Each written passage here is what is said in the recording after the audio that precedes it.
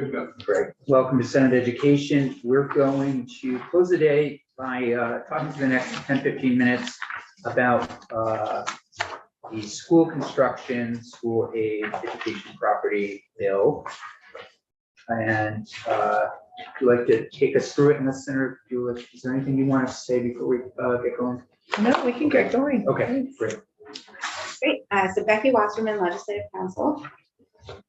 This is drafting request 230951. It doesn't have the bill number yet because it hasn't been introduced yet, but it's an act relating to the creation of the School Construction Aid Task Force.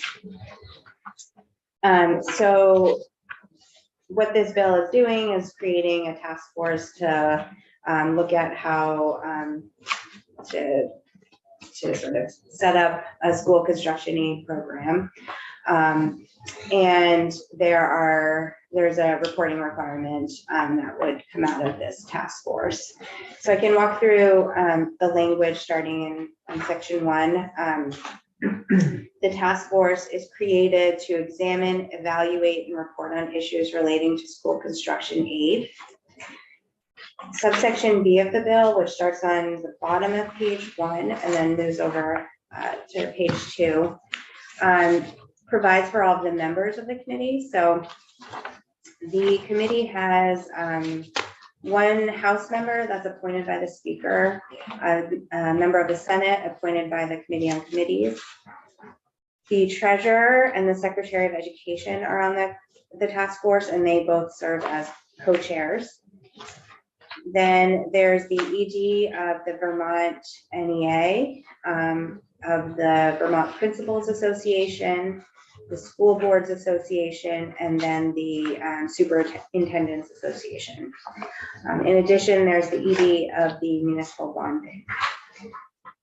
There is the President of the Vermont School Custodians and Maintenance Association, one person who has expertise in historic preservation, and that person would be appointed by the governor. Another person appointed by the governor who has expertise in the construction industry, specializing in school facilities projects. And then finally, a member who is a member of the American Industrial Hygiene Association, who is also appointed by the governor. Senator, How about somebody representing the Americans with Disabilities angle of it? That'd be something That's a worth putting really in there. good question.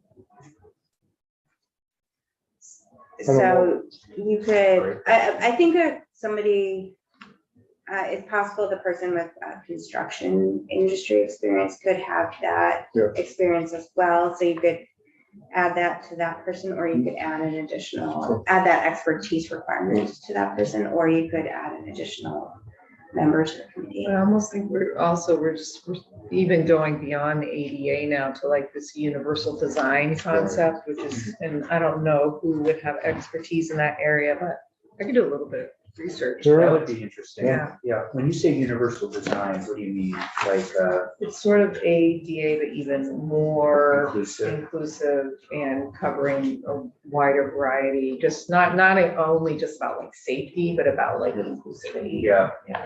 Do me a favor, don't get an architect from California, because they all want flat roofs. in Right, Vermont. and then They don't that's work no in Vermont. Right, yeah. The National Guard members all had architects, flat Oh, roofs. really? the architects who designed VHS were from California, and it Really? had 7 different Well, I mean, buildings attached by plexiglass walkways. So it The wasn't, new design. nor No, old this is the old design. one, The old- okay. They wanted it to be like a college campus feel, but they were California, and those plexiglass tunnels got really cold in the winter and Yeah. hot in the summer, Yeah, and this it was isn't just not California. What year was that built? 69, 68, Interesting. yeah, it was not good. So, and then of course, heating was cheap then, so you could heat these individual buildings, but over time, that just became, just we couldn't, it was mind-bogglingly expensive, and the HVAC was very complex, so, sorry, I'm taking a Sorry. tangent. No, these are helpful things, No. yeah. So Senator Doolittle will look into the universal. approval. Yeah. Okay. So moving to page 3, under the duties, powers and duties in subsection C. The task force is asked to look at the results of the school facilities inventory and conditions assessment and the construction funding report that's coming out of Act 72 from 2021.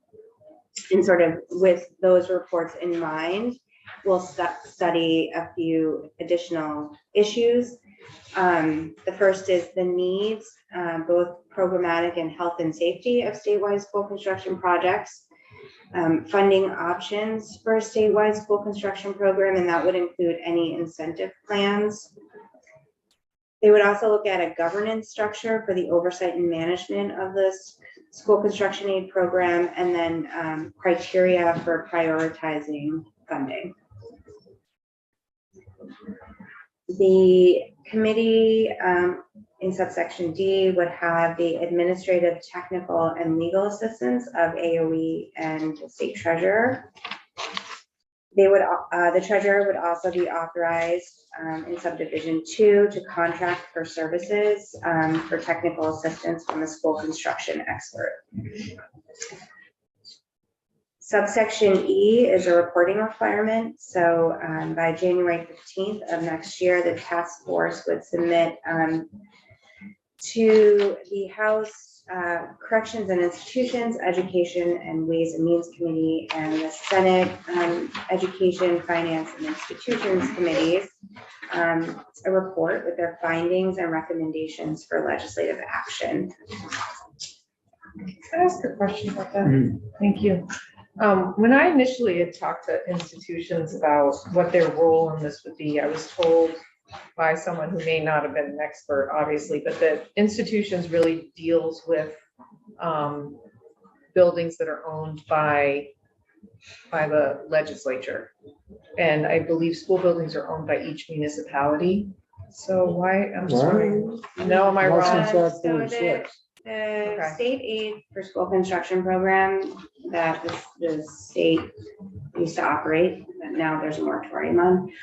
That program used to be wholly funded by the Capitol Bill, which is under the jurisdiction of the institutions committees. Gotcha. So the funding source was bonded dollars, the state's general obligation bonds. And so the way the program worked before was that this is very high level, just that, that a school would submit a preliminary application to the previously Department of Education, now the Agency of Education, for a project. And they would get preliminary approval from the secretary. And then there would be a process by which the state board, I believe, would submit sort of all the, and then there was a priority list for how Right. they would give out aid. Yeah. And then they would submit like a total amount of recommended money to the institutions committees for how much they should appropriate in the Capitol Bill each year to cover their list of priority projects.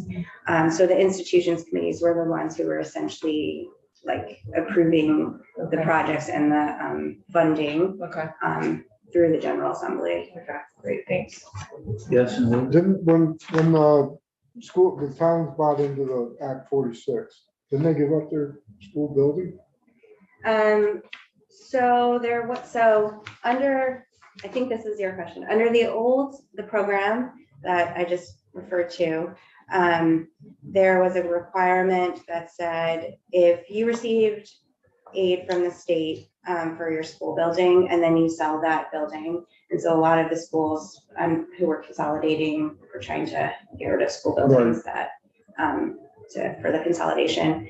So this statutory provision said if you received aid for your school building at one point through this program, when you sell that building, you have to repay the state sort of the percentage of aid on your project that you received from the state. So that is a little bit confusing in that, let's say you had a $1 million project.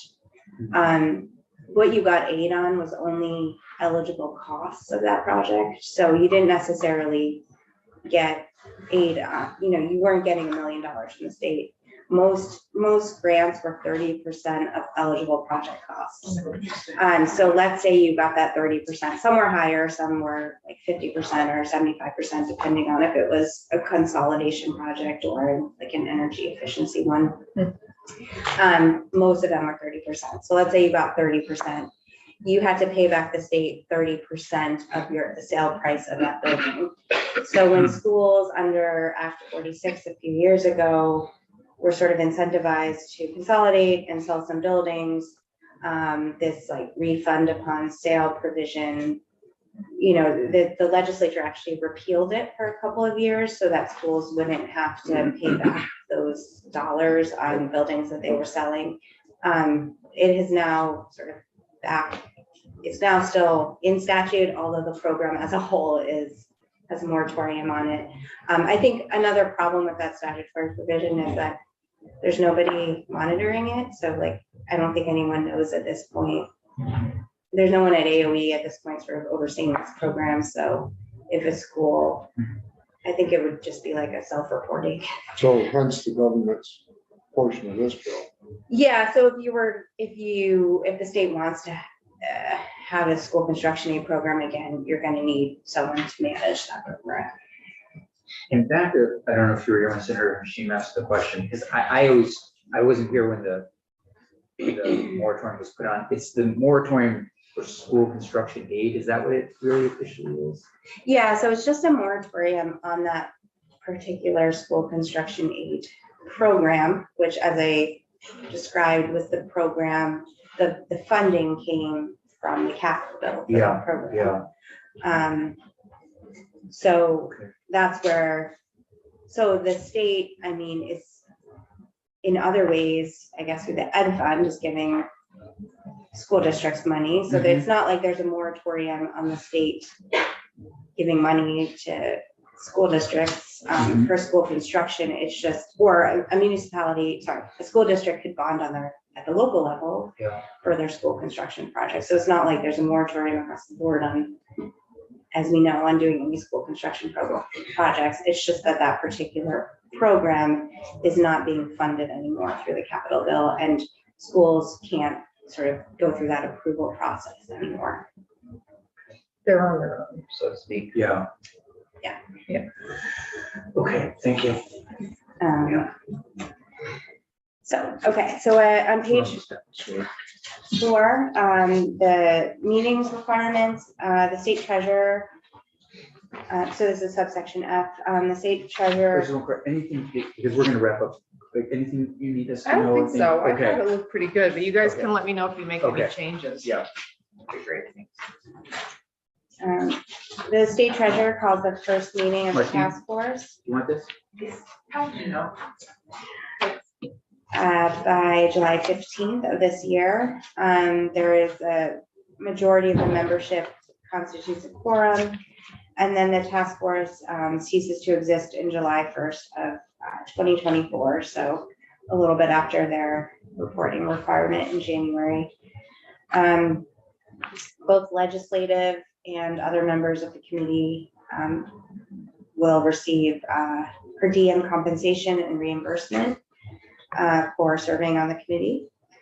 And then subsection H is the appropriation. So there is $200,000 appropriated to the treasurer in general funds to hire the school construction expert to help the committee. And then the effective date in section 2, the act takes effect on passage. Any questions? Thanks. Yeah, thank you. Very helpful. Thank you. We're going to take some more testimony. Which will remind me, so the committee bill, once we kind of get it a little tighter, we'll send it out and it'll be on the floor. It's usually, this might be a Bloomer question.